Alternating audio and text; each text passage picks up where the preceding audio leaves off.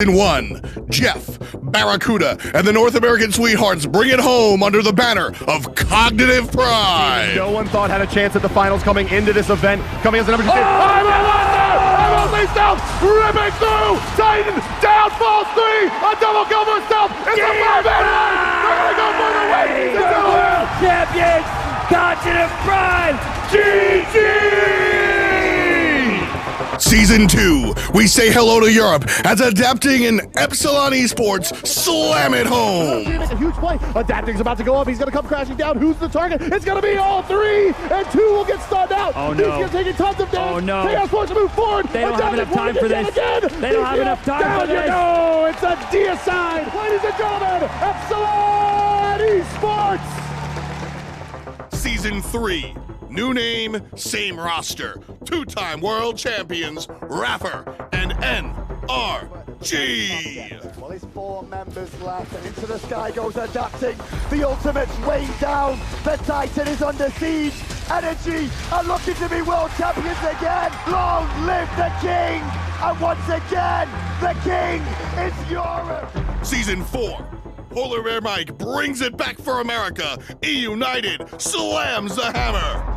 Cracking and knocked back. There's Deathwalker controlling things. Panicat takes that Wolfie. Where's the remainder of the team fight? Deathwalker falls to Venenu.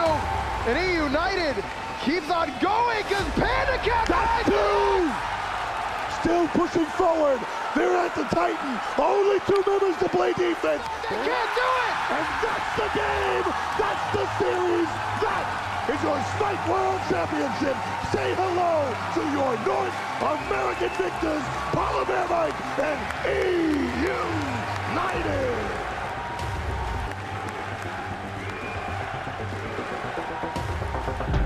Season 5, new map, new players, new teams, same destination.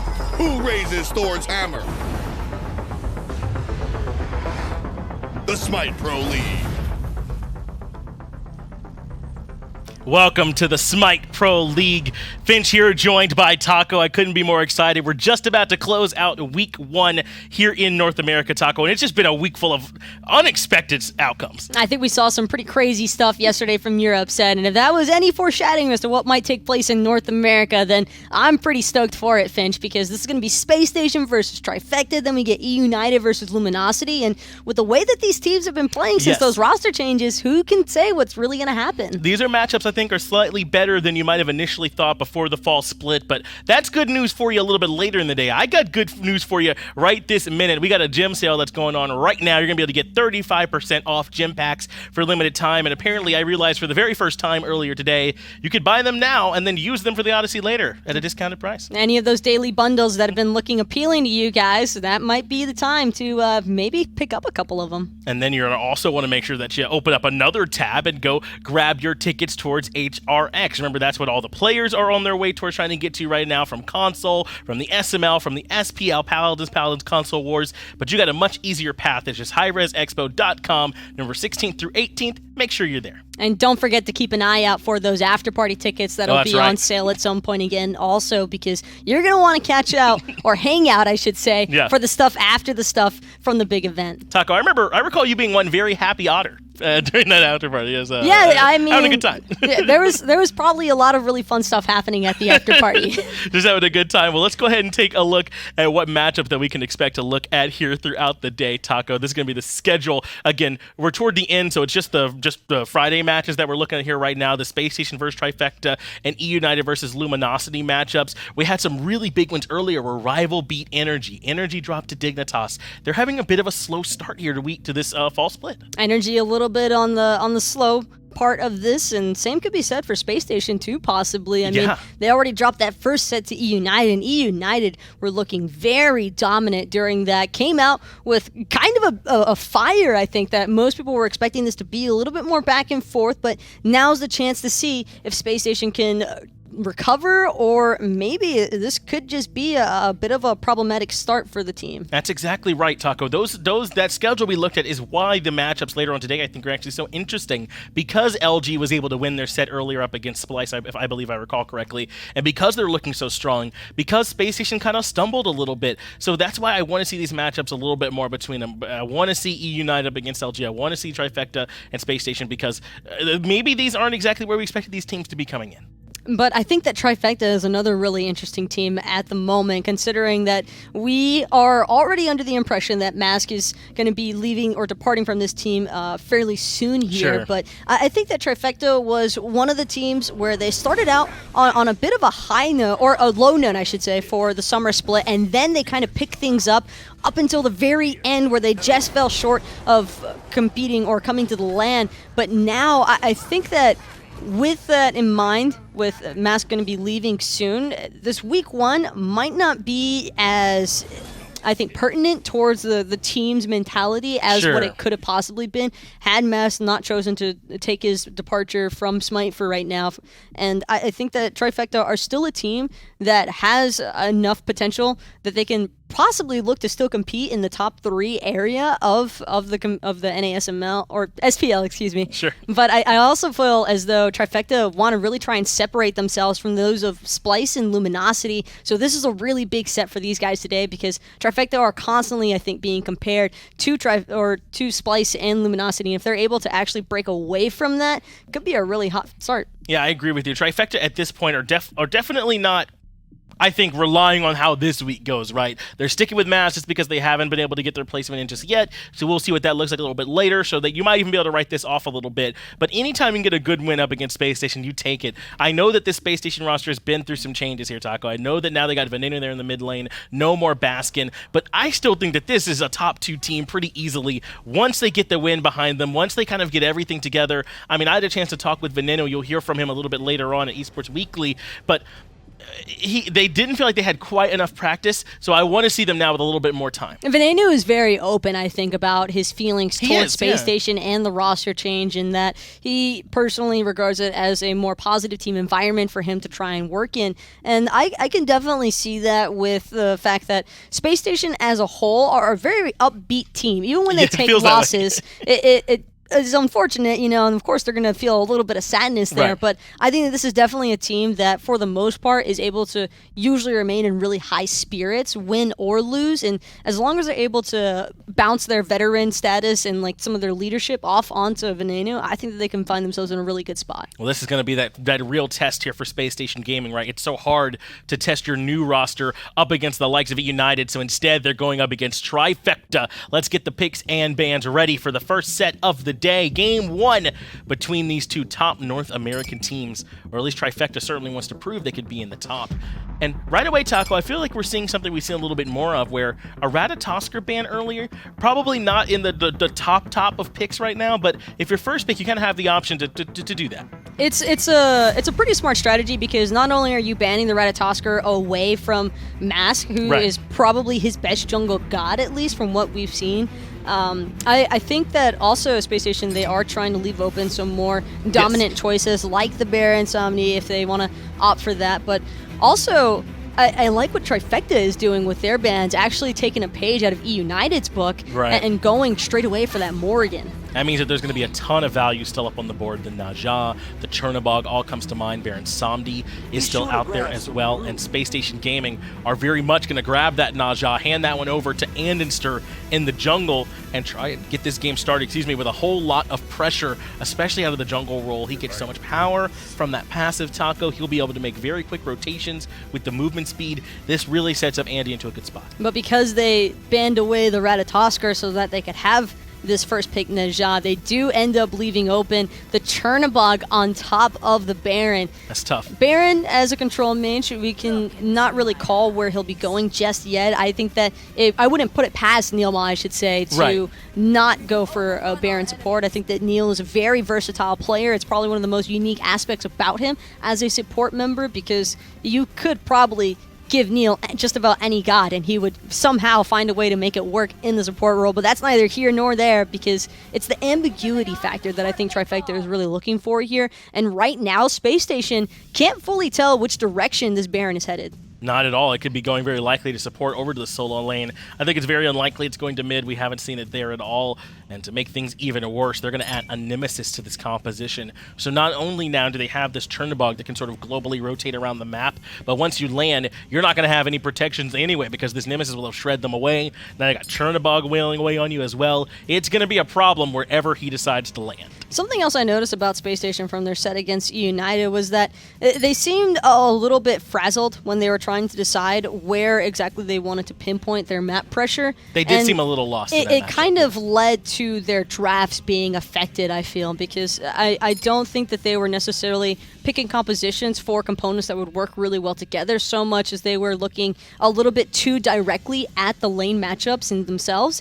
And I liked seeing this change up from Space Station because, sure, there's a Najah, Medusa, and a Terra, but Medusa and Terra, I think, play really well off of each other as the dual lane components. If this is a Medusa for BaRRaCCuDDa, it's still some possibility it might be for Venenu, but I like that there is damage spread for the first 3 levels, and that once Terra hits that level 3, she might have a little bit easier time helping for the lane clear, but also the fact that Najah, even though he's typically regarded as a single pick isolation god, I think that having the Medusa and Terra for follow-up is exactly the direction that Space Station want to be headed in, because they have the proper burst damage for any target that lands down. They should be able to follow up off that Najah without any problem. But it does look like the idea from Trifecta is going to be this double Hunter composition, Taco. I imagine we're going to be seeing that Chernobog and the Ho-Yi going into those ADC mid lanes, and Baron either over in the support or solo role is still a little bit up in the air. And Sobek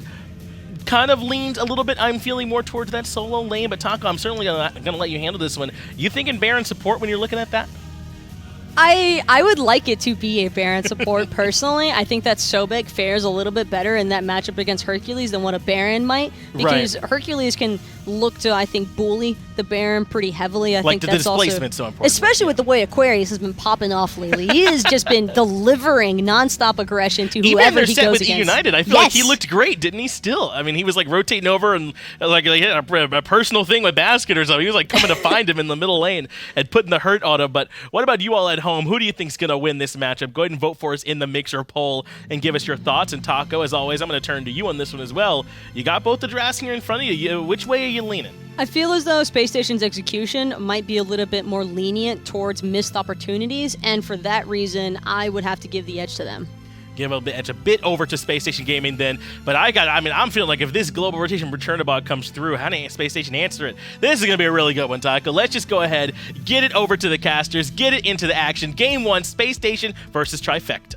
Thank you so much, John Finch and Taco, of course. Myself and F-Dot will be joining you on the broadcast for this Space Station Gaming versus Trifecta set. And my oh my, opening week, and both these teams did not start things out as they would have liked. Yeah, so this is going to be a nice look for the teams to really turn things around. Venenu in the middle lane, latest acquisition for Space Station Gaming. Jeff trying to do what he can, misses half of them, but it's all good. The cheeky slow the wave down so he can get a little bit more pressure in the right direction, but he didn't do it as well as he hoped. So those minions will still keep the minion wave where it would be. It's going to slow down Trifecta ever so slightly, I would say, at trying to clear the wave in full. But I don't think it'll be as impactful as they would have liked to be. Yeah, probably not. NeiruMah and Zapman gonna have no problem here, and I think the Baron support conversation is exactly what NeiruMah's been waiting for. He's the type of guy that loves to bring these alternative characters into the long lane in the support role. He's the one playing Kuzenbo in your ranked games before Kuzenbo was cool. He's the one doing the Dardes picks, and I think the Baron Samedi pick is just gonna fit right up there in his wheelhouse. And so I'm honestly excited to watch this Trifecta duo lane go about it. Really funny, outside of like really the Baron pick, we've seen pretty much all the other gods before in other seasons, you know, minus Chernobog, of course, but it's really interesting to see that, Tom, because this past week's not been that case. We've seen everything, and nothing's been, you know, like Alplash even. That's how crazy it's got. I maintain that the Alplash mid isn't all that crazy. Mask can get hit up by the stun. But real talk, I mean, it's a very open meta. You can play whatever you're good at. That's why we see Mask on the Nemesis, a character that's not necessarily flavor of the month, but it's one of the classics for Mask. We'll see what he can do with that throughout this game as well. Remember, Mask said he was going to be leaving this team at the end of the week. I hope things go out with a boom for him today against Spacestation Gaming. It'll be a good way for him to, well, at least short-term retire. We've had retirements before, F. You've been here since Season 1 with me. And then they come back again. Yeah, I mean, we got a lot of Jay-Z's in our Pro League, that's for sure. And when it comes down, Mr. SPL is a guy that I... Can I be a fan real quick? Sure. Mask is fun to watch. He's one of the best damn junglers in North America. I don't know what's going on, but I was very upset to see that he'd be stepping away from the game. I understand where he's coming from. His team hasn't necessarily won, but he's just a treat and a treasure, and I'm very upset to see him leave. It's not an easy job to be a pro player either, because you'll take all the flack when things are going bad, and generally with the praises happening, you've got a 1 in 5 shot of being the MVP on the team. That's kind of how it looks, you know? If sure. Your team wins, and it's like, well, were you the carry? No, well, we don't care about you, but your team won. That's life in the spotlight, no matter what's going on. But watching the pros, yeah, it's absolutely kind of draining when it comes down to it. But at the end of the day, Trifecta trying to find a footing, and it's tough in a jungler-driven league to be losing your jungler. I'm very interested to see who's going to be taking this spot and how well that person will do. But we'll see in the long run. For right now, Mask versus andinster. Mask, like I said, I would put him above Andy for the most part. Andy's been a little bit streaky here in Season 5. I'd say streaking upwards, though. If you're going to say streaky, I would say he definitely feels like he's on the better end of that streak, so to speak, and not downtrending, which we have seen from him previously. But on the Najjar today, we'll see how the execution works here, because when Andy goes up with the Windfire wheels, we'll be looking towards his new mid lane of Venenu to connect with the follow-up damage, and those bombs could cause a couple of problems. Yeah, what's interesting here is Venenu's not playing the classic mid combinations, right? Usually you see the, I go to Raz, always the first, right? Yeah. What goes up goes right into the crosshairs. Venenu here can drop a couple of bombs, but realistically, this is going to be a more open-ended combination, and you're going to look for the consistent over time damage more so than just the quick burst. We're old school, though, so we've seen Najjar in the days when that's what he was there for. But I think with how the itemization's changed and the jungle and the map being bigger, it's about his mobility that he brings, really, that's allowing him to be everywhere and nowhere at the same time. And just the pure damage. I mean, when he hits the fourth hit in his attack chain, with especially if he's got a ton of power, which he should be building, he's hitting you for a zillion. But take your mind off of the mid lane and look at this young man right here, BaRRaCCuDDa. When Andy goes up, BaRRaCCuDDa's ultimate is going to be able to combine with the Najjar very nicely. So if you want that classic burst, you do have that out of your Mage Hunter. It's funny, when you said that young man right there, I was looking around going, which young man's he talking about, NeiruMah? Because the other three, Jeff, BaRRa, and Zap in this lane, they've been around since day one, but I guess, you know, they're still technically young. Yeah, I mean, you know, the scene is young. And NeiruMah might have a cute little baby face, but he's an old man inside. He's a wise man, at least. Oh, that's yeah. the main thing. Well, I don't know about wise. He's just an old man. Okay. Oracle's going to go the way of Spacestation Gaming, and then on the left-hand side, you'll see those taken a little bit more often. Sorry to look at the relic dagger right away coming out from the jungler on the side of Trifecta. Most notably before movement speed. Oh, wait a second. Jeff going to get taken on a wild ride, but BaRRaCCuDDa just petrified Zapman to the face. And Jeff ends up getting the kill because of it. Yeah, NeiruMah can pull a target in, but Terra, she gets tanky if she pops her own ultimate. Exactly. The Terra coming out here really nicely. And Mask going to be aggressed on in his own jungle. Here comes Andy. He's got some help around the corner. Good beads, actually, I believe, that came out there just to prevent that stun. Andinster then just able to walk away for the time being as Venenu now being pressured. You're forced to beat himself. Windfire wheels used by Andinster for this setup onto Mask, but Paul didn't really have any further damage as Masked just gets back to his tier 1 tower line in time. That was a really hot play from Andy. Paul getting his team on the board there with a nice shot for the mid lane Chernobog. But Andy right there turns around knowing that his mid laner is being aggressed on, and the best defense is a good offense, right? He hits him with the ultimate to separate his team from the damage, and then, of course, the follow-up. Not enough. and Paul punishes. I will say very fortuitous for Trifecta, considering they just lost Zapman in the solo lane, sorry, the duo lane. So answering that kill back straight away is good across the map at least. So it's not like every lane is struggling at the same time. You can see Zapman going for the boots before anything else, even the stacking item, making sure that he has the mobility to get away from Najah should Najah come over to that duo lane. So funny seeing the itemization right now, but Aquarius gonna contest these camps on the right-hand side, still alone, nobody in range, and I think he's been up a little bit more than he can chew now. One driving strike may save him getting off in time, the boulder's out, but in the end he will fall down. Nobody on Space Station was going to be there anyway, he realized that, so falls in the jungle, but everybody did hear him scream. Nice control there coming out from Scary D, making sure to just drop the ultimate. Very textbook play, not a big deal. And what really was interesting is Baron Samedi came into the jungle but didn't full commit to the rotation. His job was to play keeper, if you will, where he was just sitting there in the corridor in case Venenu wrapped around from the right side, but didn't necessarily leave his lane. Just a half rotation, ensuring that his team was going to be safe and sound with the 2 versus 1, and making sure not to stray too far away from the farm in the middle lane. And funny enough is when you talk about that, that's why supports do fall behind on experience sometimes, is because they do cover those options. Making sure no one can rotate, or just make sure limit the rotation ability from the opposition team. But they're not near the farm most of the time, and that causes them to fall behind. Which is, I've always been a big fan of NeiruMah because his mind is all over the place. It's very easy in a game like Smite where there's 27,000 different variables to hyper-focus on a single one and just try to get that done. I think a lot of supports full commit to that rotation, maybe get assist credit, but really just stand there and watch as 2 teammates take down Aquarius. NeiruMah knew that he wasn't necessarily needed there, just wanted to make sure that nobody else showed up, but still got the farm for the mid lane. He's always thinking about 2 things at once, Graham, and that's why I really like watching NeiruMah. Well, first blood went to Space Station Gaming, but Trifecta transferring back with 2 kills of their own. Keeps the scoreline relatively even at the 8-minute marks, but in all honesty, first 10 minutes of the game, outside of an absolute disaster at level 1, the games will be relatively even until around the 15-16 minute mark, around the first goal periods, where you'll start to see a bigger swing in the game and see what can happen with these compositions around that sort of area. With these 2 compositions, I agree with you, but just like in all things when it comes down to not just Smite, but any MOBA, it's all about the scenarios, and there's so many different things to think about. The compositions, we saw in the Smite Minor League today and yesterday, a heavy focus on early game pressure.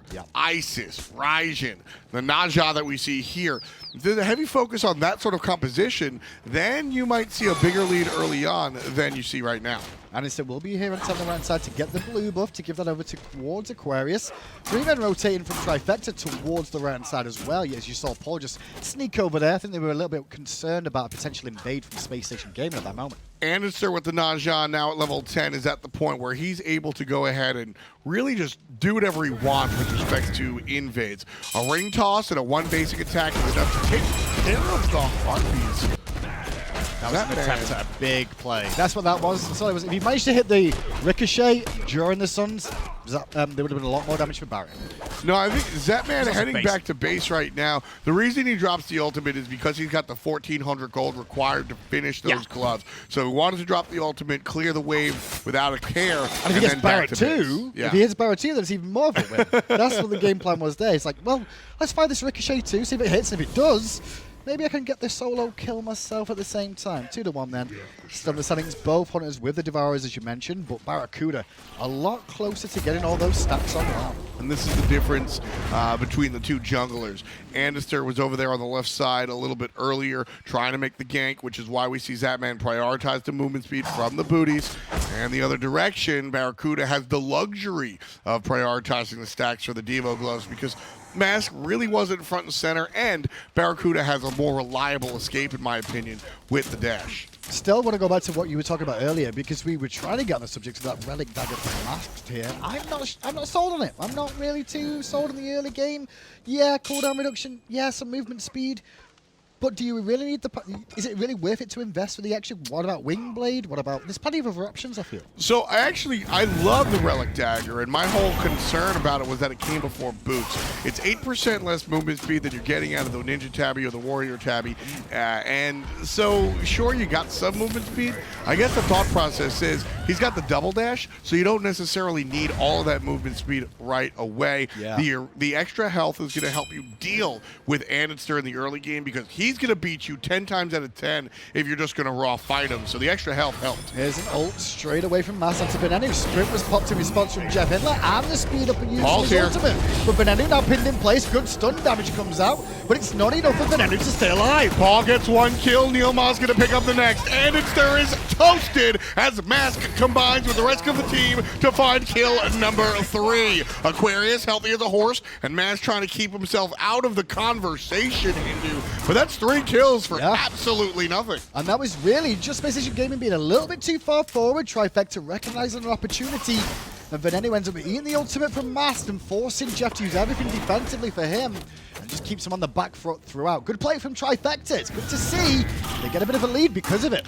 Yeah, Trifecta engaged on Venenu when he wasn't all that healthy, and the global presence of Paul able to make the rotation, sure, but perhaps more importantly, something that we don't talk that much about was the slow applied from Paul. Paul's ultimate slows everybody down, which kept everybody clumped up in that jungle, allowing NeiruMah to go absolutely nuts, vacuum everybody in, and just destroy. Big shout outs to Paul with the off-label application of that Chernobog, because he could have made that rotation without the ultimate. He could have made that rotation, made the team fight, and got the kills. The slow is what kept people in place in that area and allowed the rest of his team to follow up and get 3 kills instead of just 1. Definitely a bit of confidence boon for Trifecta then at the start of this game, especially against Spacestation Gaming, who, on paper, everyone will look at these teams and go, oh, Spacestation Gaming easily. But Trifecta, you know, they had a split with Paul last split. They've been trying to get the grind going for themselves into the fall, and now they found themselves in a pretty good position at the moment in this one. Paul's one of my favorite surprises in a long time in the Smite League. Watching him play in the Smite Minor League, and over the years, honestly, Paul is a pedal to the metal kind of tear to the air type guy. I really expected him to come in hot and fizzle out very quickly. He's known for his Hebo and his just pub stomp type play. He goes 6-0 and just destroys people in 5 minutes, and I didn't really expect that to translate to the pro level of play. Well, also, his god pull's a lot better than I think a lot of people probably gave him credit for coming into this. He's played a very good variety of gods. That was another thing. I saw Paul play Hebo, Raijin, and maybe an Uller. Yeah. And I saw him go all hard all the time. What we see in the change to the pro level of play is a widening of the god pool and a widening of the play style. And you know, it almost makes me give him more credit because it's him identifying what works. He's allowed to pub stop in the minor league, Gonna so get do it. pulled. He's got the double dash, but it won't work out. Gets his ult off in time, but he's still taking so much damage. Paul picks up a kill on the angle where that's the power of Baron support, or just Baron in general. Yeah. Paul just, letting me continue my conversation, talking about this guy adjusting his play to the pro level.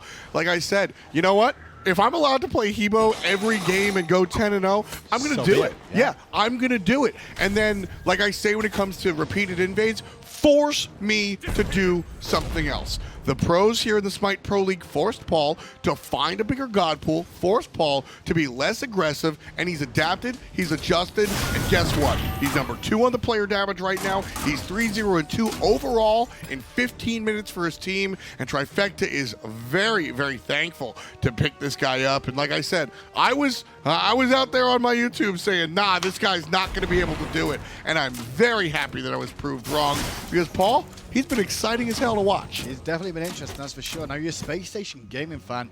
Don't be too upset just yet. We've seen this a few times when roster changes have been made, that it takes a hot minute to adapt sometimes, some longer than others, and some feel a little bit more plug and play than that. But sure, there will be an adjustment period for every single team around having a new player enter, especially in Season 5 mid is a little bit more focal than previous years, where it's important that they play it right and the team knows how they're going to play it too. Jungle mid synergy has always been a pillar of what makes you a good Smite team. Andy and Venenu coming in here. there are a lot of pros that have played together and such, and generally, I'm not as great friends with some of the players as some of our other commentators and analysts, but Andy and Venenu don't exactly seem like dudes that have been playing all together this whole time in ranked, in Discord or whatever. So I think this is a newer friendship, and knowing the guys, I do think that this will flourish, but maybe not week 1.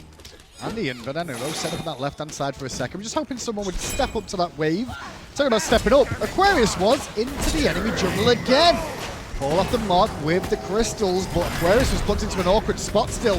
Andinster is making a rotation, but he's not going to get here in time. He may still commit, however. Andy's here. I don't like this. I didn't like it before. It's still going to be a 3-on-3. Scary D going to be chunked out and chunked down. Venenu covers him.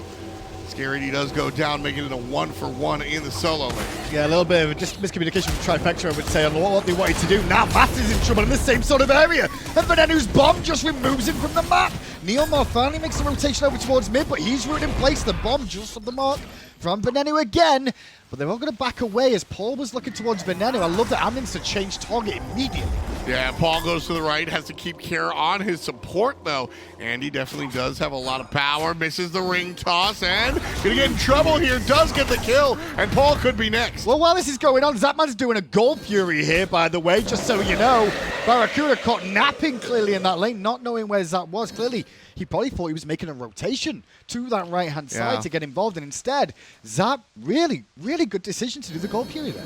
At the end of the day, 1 gold fury for 2 players on the team and the straight trade. I'm not thrilled, but I'm certainly not upset. Look at the lead. It's fine. Like, they still got the lead because of it, and that's means Spacestation Gaming have to answer back with a pyro. So if we can look back at the graphs one more time, Zapman's play right here was a recovery play. Correct. What happened was the bad play, the objectively bad play on the right side from Trifecta after they squashed out Aquarius. Zapman essentially saves and goes to the gold fury. Space Station answers back in kind by getting the consolation prize of the Pyromancer. So kind of a wash altogether, but great heads-up awareness from Zapman, identifying that he had to make a play, and a play he made. Speaking of consolations, BaRRaCCuDDa did get the oracles on the left-hand side moments ago, as you saw, so it's not as good as a gold fury, but it'll be something. And the one thing I'll do, like, this Iqbal is really piquing my interest of why we're seeing it before Executioner at that stage of the build. It's something that we didn't see for a long time, but more and more pros keep playing with it a little bit more in terms of picking it up before execution or any other penetration. It's an interesting item when it comes down to boxing, right? And I think that's what BaRRaCCuDDa was looking for, understanding the type of player that Zapman is. But Zapman forwent it. He just went directly into the executioner, and now he's going to be looking for the chin side, understanding that Aquarius is going to be a little bit more of a problem to deal with as the game gets later and later. Well, not just him, he's also noticing that Andinster has built a bit of defense in himself, that Gladiator shield in the jungle. And not only that, the Guardian mail for JeffHindla, so plenty of physical protection coming through. Chins definitely helps us healthier gun balls overall, rather than the protection side of things, obviously. Winged Blade, yeah, also going to contribute to that. So being able to chew through the HP, not a bad plan from Zapman whatsoever. Nice moves there coming out from him. Paul with a very classic mid lane hunter build, Transcendence into the Crusher, making sure to utilize the 2-1 combo. Does this smell like a hunter sort of game for you right now? How do you mean? Look at the levels. Look at the levels of everybody on these teams, and just look at how the hunters have been left alone pretty much after the first couple of waves. That's the key right there. This is feeling like it's going to come down to BaRRa and Jeff in these teams. Sorry, BaRRa and Zap in these team fights, I should say. I mean, you identified it right there. Is that the action has been on the right side. The 1 gold fear of the game was kind of an okie doke. No real team fights here for the hunters to be really distracted. But BaRRaCCuDDa level 19 in 19 minutes, approaching 20. Zapman right behind that too. That's it. And when you look down the list, the junglers, 16. When these junglers turn up to box against these hunters and try and get them, these hunters could actually start packing a bit more of a punch than people are going to expect. Exactly. And right now, I mean, what winds up happening in the long run is that we think it's going to be a hunter game because they're so far ahead, but by the time they're actually making the impact, other people are going to catch up. They're going to stay there in their lane for a little bit, and then, join the team fight when everybody else does get a chance, because you can't level above 20. Nope. So they're going to reach their ceiling. Everybody else is going to catch up. Imagine if he could. No. Why? No. What's wrong with 11 to like 30? No. 20, only 21? Only Opwash. Why would you choose to say that randomly? You were trying to think of something to say, you went, "I'll wash." Is that what you just did to me? That's how I live my life. I think of things to say randomly, and I casting with just Ryan say Tully I'll and wash. Taco so much that you just like, "I'll wash it." Response to everything. Left RP's going to go down. There's no towers down so far in this game. Just a bit of damage everywhere, but a blink and a miss from Andy. But look at the beads. We're on cooldown. No reason to be, it worked out okay, I guess. Didn't find the ult he was after, but he did at least still get the beads. Here comes NeiruMah with the big vacuum. Going to suck in 2 different players. Almost gets to 15%, but not quite. Zapman going to make his rotation. And US for the Hunter party. Here's Zapman Barrett. But so Scary D, and Andy gets plucked into instant death. Scary D gets credit for the kill as Aquarius goes to the back line. The Zap. But Zap is positioned nicely as NeiruMah exposed to the poke. Aquarius using the thorns to his advantage, but they're on cooldown now. And Zapman is here to claim a life. 2 kills for Trifecta. MVP Scary D right there. He plucks one player and puts them out of a position. He plucks the second player and puts them out of position. And guess what? It's Aquarius and Andy, who I know eyes are on BaRRaCCuDDa and Venenu right now because of the level and the damage they've been able to do. But Aquarius and Andy are the 2 players that are going to control the team fights and keep Trifecta at bay. Scary D isolated those 2 players, put them by themselves. I guess that's what isolation means. And then his team was able to really follow up, find the damage, and of course, find the kills, bringing Trifecta up to 9 total. Now this Gold Fury that's about to spawn is probably the most interesting one right now, because I think if Trifecta get this, they really are in a commanding lead. Space Station find it or stop it. It's not as bad, but I don't think Space Station want to contest. It's only Jeff and BaRRaCCuDDa's left hand side. That's dumb. You've got 2 Hunters and a Nemesis just crunching down on that one. Easy peasy. The Gold Fury goes down. And now the Pyromancer is about to spawn too. Over to the right hand side we go as andinster now at level 17, just trying to clear the camps. Only that one tier 1 tower down in the mid lane now though, Tom, as well. These team fights from Space Station, they seem to be the ones starting them, but they're not coming out as well as they want. Scary D and NeiruMah are running this game. That's really just what's going down. Paul just has to put his little Cupid thing down, right? The little 2-1 combo, place, and then Scary D and NeiruMah go, "Oh man, you missed it. Don't worry, we'll push them into that spot." And then Paul blows it up and players blow up. The damage that he's able to do to these characters is insane right now, and I love the build. This is the beginning half, the first 3 items, mage ability. And now these last 3 items are going to be the focus on being a hunter. This is Paul understanding the power of itemization and the power of timing. He's much more powerful with his abilities in the early game and much more powerful with his basic attacks in the late game, and that's what he's itemizing for. So fun when you see gods interact together. That obviously a brand new god comes in and the way it interacts and changes the meta or changes who's good and who's bad against it. Sure. What combinations you can make. Andy goes into play on Paul again. Beat used by Paul again. But Paul is up in the living nightmare, looking to slow them down and allow Scary D to get in on Venenu. What a surprise. A pluck into the suck. Big play coming out from NeiruMah. Trifecta just on top, but Aquarius is going to make it happen. Mask answers back, taking down the mid lane mage, and now Space Station have the ball in their court. Trying to pressure the mid lane at the moment. They've got a full wave coming with them. Scary D wants to base Paul. Not in a great position either. Just leaves NeiruMah at the tier 1. Space Station Gaming, like we said, they initiated, but this time the counter initiation isn't as clean from Trifecta, and they get punished by SSG. That was Space Station learning from the previous encounters. What's gone on time and time again is Scary D has plucked a player into the vacuum of NeiruMah, and that's what we saw this time. The big difference was Space Station fanned out. The first couple of times, Scary D would isolate a player, and NeiruMah would hit 3 or 4 with the vacuum. One player would go down, and that would follow up with the rest of the damage. This time, because Space Station fanned out, they weren't able to get all that damage. Space Station, in turn, goes back, gets a tower. NeiruMah comes on the corner as he gets bolted by Aquarius, who was just hanging around, expecting his team to turn up at the right time. I think NeiruMah at least 2 taps of that, possibly 3 actually. The old, what is it? Pool player. No, that's Ho Yi. Oh, okay. That's how'd you say it? Hi, Yeah, that's that dude. That's what that is. That's ping pong, that is all. what did I say? Was it one time about Hercules? Ring-a-ling-a-ding-dong. I don't know where it came from. That but is it felt like a pinball machine. Too British. It's not even British. It just came out. No, of that's very British. You sound like Dr. Hoomst. I'll let you know that no one in the UK ever turns around and goes ring-a-ling-a-ding-dong. I just said it, and then that's what happened. I mean, that's what happens when you're from London. You speak like that. Yeah, you know, that's London people for you. Idiots. Just like you. Aren't you from London? That's the whole island, right? Yeah, pretty much. Hey, Taco said I was from New Jersey earlier, but you so are. I'm giving it back. But you are. All right, Big Ben. The Queen. Have you been talking to my wife?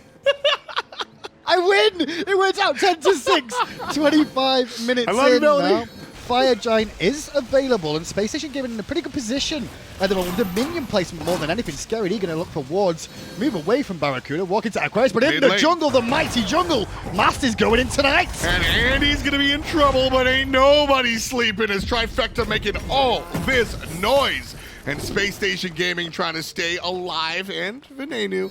I like that right there. Nenu doesn't use his beads. He's kind of daring Trifecta to come jump on him, knowing that he's got Andy and Jeff right in the wings. Scary D misses the pluck, and that's going to be a stutter step from Trifecta. He really wanted andinster more than anybody else there with that pluck more than anything else. I think he was just after the beads, if anything, because the position he was going to pluck from, Tom, he was going to send him into no man's land, nowhere dangerous. It was just a pluck to get beads. Well, exactly, because andinster on the Najah has a number of tools to fight aggressively into a team fight. But when he's trying to be defensive, he ults out. So if you get the beads off of a Sobek pluck, you're also going to get the ultimate, because you beads, you wait, you tail whip, and then he has to ult out. And once you get Windfire Wheels, you're feeling good. Oracles go down for Trifecta, so they've got control of the Gold Fury pit, which is important at this stage. As a cheeky, grouping around the Fire Giant could expose a Gold Fury for somebody to take, and Zap got that earlier on in this game too. This next one is important still, so only a 2k lead for Trifecta. Well, so right now we're 27.5 in. Trifecta has 10 kills, and they were largely running this game. They were on their way to take off. They had about a 2,700 gold lead around the 22-minute mark, but these past 5 minutes have been all about SSG. They identified the Scary D and NeiruMah combination. They've been able to fan out a little bit more effectively. They've stayed away from Paul as well, which has allowed them to really neuter a lot of what Trifecta have been trying to do and effectively have been doing this entire game. And now Space Station have basically tied it up, and because of that, they're a little bit more willing to jump into the fray. The dance of the Gold Fury begins now. Scary D gonna look for plucks time and time again. Ring toss off the mark, but the bomb stun and the driving strike afterwards does connect, but Scary D is not as tanky as he's way tankier than Aquarius is, that's for sure. Paul in the sky still alive, Aegis down. Jeff giving chase, but he dashes into the wall. Paul goes away, and now Andy's gonna go away on the left-hand side. JeffHindla in trouble, NeiruMah very low. And what could have been a nice play for Space Station winds up all over their face. Paul shows up, Andy with a nice ring toss, but that's about it. Paul with a body toss as Andy's in the gutter, and the Gold Fury wide open. Man, Aquarius is just going to have to realize that even with his build that he's gone very tanky here. One Nemesis ult combined with 2 Hunters in your face. You can't survive enough of the burst damage to get your heal off. You may get it off, but it's not going to heal you, You're not surviving lost enough to get the health back again. Exactly. I do like the direction that Andy has gone in. He's tanky, but he's tanky by way of HP, not necessarily protections, understanding that, sure, Mask is going to be able to cut your HP percentage-wise, but he's not going to steal as many protections as if you went into a full Hide of the Urchin tank Najah build. So a very interesting approach to being tanky. Not discussed it yet, but there is sustain on both teams. Trifecta do have that Baron in the support role. He's going to be percentage healing his team throughout 25%. Nearby, and that's going to cause so many problems. Fire Giant going to be leashed here as Space Station Gaming trickles in. I almost wish Trifecta just stuck to the Fire Giant and pulled a rival. Instead, they're going to try and pull BaRRaCCuDDa, who beats his way out of trouble. The carries are half health. They're going to have to base. Jeff just uses root as well, so he doesn't have any sort of sustain for them. So Trifecta fall back towards the Fire Giant. Only Aquarius around, and it's doing his speed buff right now. Clearly, Space Station Gaming have surrendered that Fire Giant. Yeah. Damn, this is a different Trifecta than the other day. This is absolutely a different Trifecta. I also think it's, it's very funny. This is a different Trifecta. It's the same Space Station. I think a lot of people are saying, and I know that Space Station has a lot of fans at home, and I know that Venenu was a new swap, and we began this conversation 30 minutes ago, talking about how the new roster change is going to take a little bit of time. But I'll be honest, Graham, this is the level of play we've expected from Space Station, for better or for worse. They wiggled themselves up to #1, believe it or not, in the summer split. But I'm not going to lie, vulnerable is the word that I would apply to this North American team. They are vulnerable. And I think Venenu is an excellent addition to the squad because I think he can bring some consistency to the team. Funny to say that when they lose Basket. But at the same time, there's always been a chink in this armor for Space Station Gaming, and I think Trifecta have identified it here in this game, and they're able to take the victory. What I'm trying to convey here is I'm not surprised to see this Trifecta topple Space Station right now. For the moment, it's 31 minutes in a best of 3. Space Station could take this set. But right now, what I'm saying is, I think there are a lot of people at home that are saying, oh my gosh, who would have thunk it? I think this is more realistic than not. Any given day, a team could win. That's how tight the Pro League is really getting, in all honesty, between the bottom and the top. And you've already started seeing that this first week in the Pro League. Trifecta trying to take the scalp of SSG here. Now that they've got this fire giant, they can take all the towers down they want. Tier 2 in the left, over towards the mid lane. And more than likely, lastly, the right-hand side. The siege, however, is a little bit trickier, I would say, than what they would like it to be. Because they're going to be relying on Scary D, in my eyes, to blink, get a pluck on someone, and burst them down. And I think that target will more than likely be Aquarius, just to remove him from the game again. Exactly. That's what the early game was the Sobek into the NeiruMah and find a squishy and just delete him. Now goes in round the back. No one sees it coming, and Agni has got the windfire wheels off on Zap, forcing the Aegis back. Scary D's on zone duty, trying to keep the other people busy, but already Trifecta have lost 2 men, and this could be 3. Yeah, Scary D is going to go down almost undoubtedly. BaRRaCCuDDa with the double kill here. Trifecta wanted the tier 2, and they did get it, and they might even get a left side Phoenix, to be honest with you, Hindu man. But at the end of the day, losing 2, not that big of a deal. Losing all 3, I have a problem with. This is a Phoenix. There's 1 wave, so I'm not sure about the Phoenix. So there's 2 red waves there for 1 blue wave. So it might be a Phoenix thanks to the wind. Oh, I meant mid lane. Oh, you're talking... The left side, I think, will be okay. The mid lane, though, I think this is going to be a Phoenix for Space Station Gaming. After being in a deficit in this game for so long, that one play in the mid lane from andinster, and in fairness, Trifecta's ward coverage and vision actually hurts them a hell of a lot. Oh, they're going to end? Oh, they're going to do it. They're going to go for it. Half HP, 25. Forget it. It's over, folks. That's going to be the kill. Excelente. How are you so tall? I'm falling. Oh, you want Taco stand? I was falling trying to over get back on his stand. desk as well. Well then, Space Station Gaming. I wasn't prepared for that at all. I really wasn't. I thought that they would be able to get a Phoenix, maybe have to fall back, but I mean, at the end of the day, one of the exciting things about Space Station is their ability to identify the opportunity. They go right in, take care of the Titan. Space Station Gaming take game 1. Well, in all signs of that game, I think Trifecta looked fantastic throughout until one play where they didn't really have full vision on the side of the jungle where Andy came from, so they didn't see it coming. Tier 2 falls, Zap goes up in the sky, windfire wheels, and then they're all dispersed. They can't do they can't do what they were drafted to do as a comp. This was Trifecta playing a better game than Space Station, and Space Station playing a single moment. And it's funny because I was talking about Trifecta maybe kind of figuring Space Station out. It was all a ruse. Space Station had a plan from the beginning. That's to the drawing board for both teams, but who do you think will be MVP for that game? That's a hard call. That is a very hard call because I was thinking Scary D the entire time, and then he winds up losing. I think it's definitely Andy for that last moment, and because of that, I think it might be Andy overall. It might be, but you guys at home, you're the ones that get to decide that. Like I said, though, both teams have to go back to the drawing board now. Trifecta, because they did everything right and it still went wrong. Space Station Gaming, well, they won, but it wasn't convincing. Let's get to the desk to break down that first one.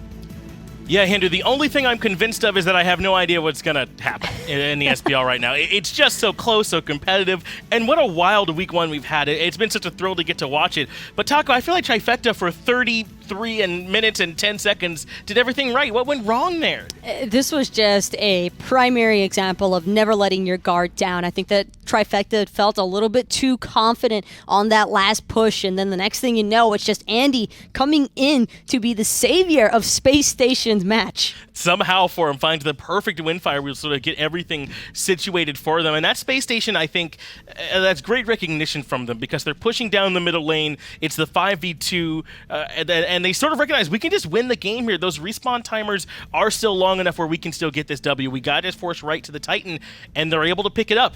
And Taco, why did we pretend like this could go any other way? BaRRaCCuDDa is going to be selected as the MVP. And I don't know why I thought anything else would happen. Y'all love Barra for good reason. It's the BaRRaCCuDDa effect. Even his own teammates cannot compete against it. And Andy, as well as he may try, it's just not going to be enough this time around. But Barra did do a great job making sure to fulfill his duty as a hunter. He knew it was all go from that moment onwards. They had to just keep running it down mid. And I know it's turned into a bit of a joke at this point. Sure. I think we all like to just say, yeah, run it down mid, fellas. And this time, if you're Space Station, it just so happened to work out. And BaRRaCCuDDa really did, I think, do a good job of staying even in this game. The duo lane was essentially left on an island, I felt like, the whole time, right? They were able to get so far ahead. There was that point where they were level 19 and 18, and most everyone else was 17, 16-ish, somewhere around there. They kind of were left on this island, and BaRRaCCuDDa could start rotating on and have big impacts in fights. It felt a little bit groggy, though, for the start. You know, like when you first wake up in the morning and you're just, like, slow to get your day going. That was very similar resemblance to how I felt Space Station kind of play through